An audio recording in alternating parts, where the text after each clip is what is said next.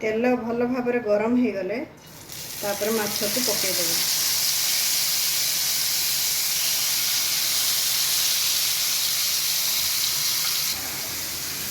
देखो मु मसला रे नहीं धड़ा सोरिष जीरा रसुण लंका गुंड कंचा लंका आ हलदी या पूरा भल भाव फाइन पेस्ट करदे। आ मु टमाटर नहीं फाइन पेस्ट करदे। देखो माछ एमती भाजीदेवे।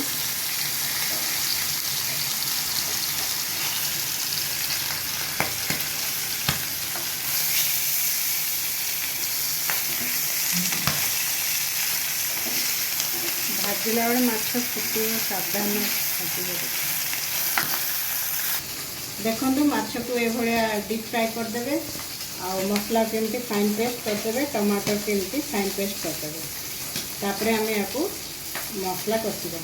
देखो से पैन रे मु आउटे तेल नौची अल्प टिके तेल देवे। टिके फुटन पकईदेवे। तापर बटा होता जो फाइन पेस्ट सोरिष बटा को पकईदेवे।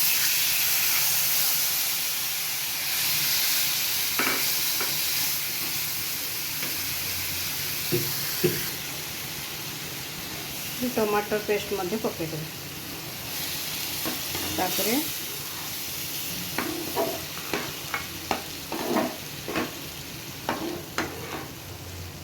ताकू पानी देकी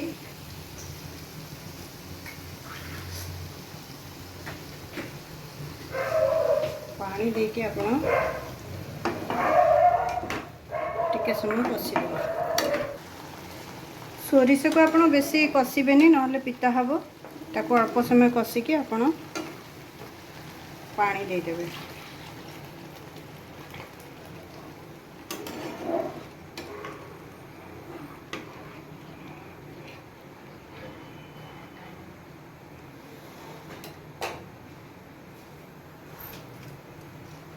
तापर आपण स्वाद हिसाब से लुण देदेवे जिते आपको स्वाद दरकार।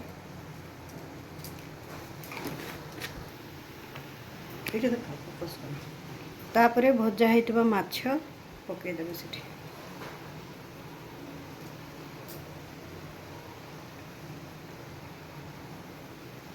फुटिया छाड़देवे।